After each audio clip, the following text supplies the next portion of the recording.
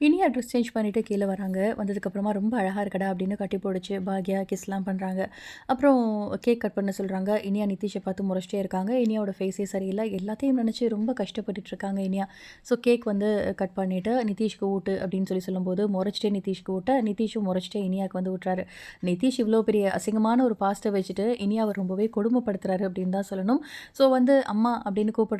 But எதுவுமே சொல்ல மனசு வரல இனியாவுக்கு பாக்யா கிட்ட. ஸோ எல்லாருமே கெஸ்ட் எல்லாம் ஒன் பை ஒன்னா வந்துட்டுருக்காங்க.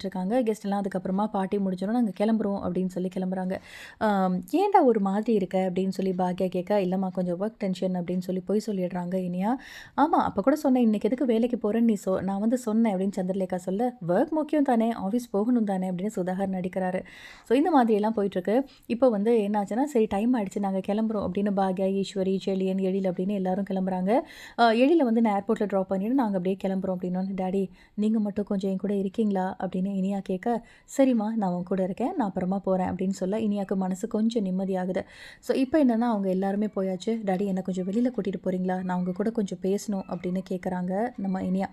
ஸோ கோபி வந்து, "இந்த மாதிரி நேரத்தில எப்படிம்மா விடுவாங்க?" அப்படின்னோனே, "இல்ல டாடி அதெல்லாம் விடுவாங்க. நான் போய் கேட்டுட்டு வரேன்" அப்படின்னு பெர்மிஷன் கேட்க போறாங்க இனியா.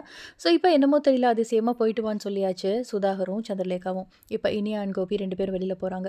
"என்னடா என்ன பேசணும்? ஏன் ரொம்ப டயர்டா இருக்க? ஆஃபீஸ்ல ஏதாவது பிரச்சனையா?" அப்படின்னு சொல்ல, "எல்லா பிரச்சனையும் நீங்க கல்யாணம் பண்ணி வச்சீங்கல்ல ஒரு மாப்பிள அவனால தான். அவன் ட்ரக் அடிக்ட் டாடி. அவன் ட்ரக் யூஸ் பண்றான். அது மட்டும் இல்லாம ட்ரக் யூஸ் பண்ணிட்டு ஜெயிலுக்குலாம் போயிட்டு வந்திருக்கான். நீங்க தேடி வச்ச மாப்பிள தான். சாரி நீங்க எங்க போய் தேடினீங்க?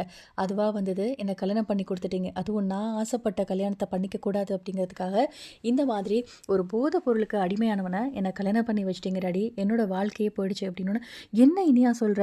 யாராவது ஆஃபீஸ்ல ஏதாவது சொன்னாங்களா? இல்ல இப்போ பர்த்டே பார்ட்டிக்கு வந்ததே, அவங்க ஏதாவது ரிலேஷன் சொன்னாங்களா? இதெல்லாம் உண்மையா இருக்காது இனியா, நம்பாத" அப்படின்னு சொல்லும்போது, "இங்க பாருங்க டாடி இருக்க எவிடன்ஸ்ன்னு" அந்த ஒரு மொபைல்ல இருக்க எவிடன்ஸ இனியா வந்து கோபி கிட்ட காட்டுறாங்க.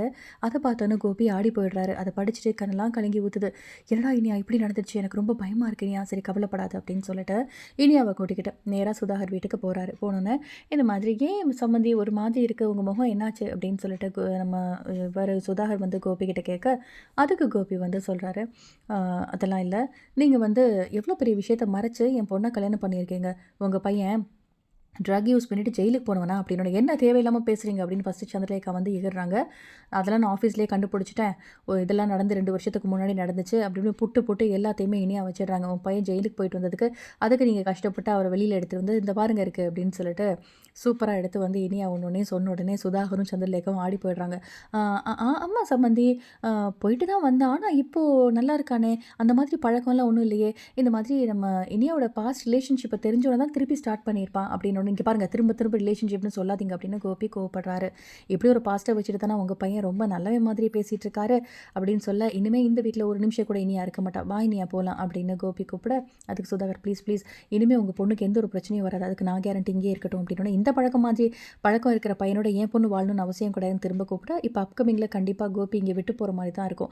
ஏன்னா அந்த அளவுக்கு சுதாகர் வந்து பிரெயின் வாஷ் பண்ணிருவாரு. இந்த விஷயமே வந்து பாக்யாக்கு தெரிஞ்சா கூட, பாக்யா கண்டிப்பா ஒத்துக்க மாட்டாங்க. ஒரு நொடி கூட நீ இங்க இருக்கக்கூடாது. இனியா கிளம்பி வா என் கூடன்னு கூட்டிட்டு போயிருவாங்க இனியாவ. பட் இனியா வந்து பாவம் இங்கேயே விட்டுட்டு போயிருவாரு சுதாகர். சாரி நம்ம கோபி. பட் இந்த விஷயம் பாக்யாக்கு வந்து அப்கமிங்ல தெரிய வரப்போகுது. கண்டிப்பா நீ வாழ்ந்தது போதும் வான்னு கூட்டிட்டு போயிருவாங்க. ஈஸ்வரிக்கு தெரிஞ்சா ஈஸ்வரி முட்டாள்தனமா என்ன சொல்ல போறாங்க அப்படிங்கிறதெல்லாம் வெயிட் பண்ணி பார்க்கலாம். இந்த வீடியோ பிடிச்சிருந்தா லைக் பண்ணுங்க. இந்த மாதிரி அப்டேட்க்கு நம்ம சேனல மறக்காம சப்ஸ்கிரைப் பண்ணுங்க. Thank you.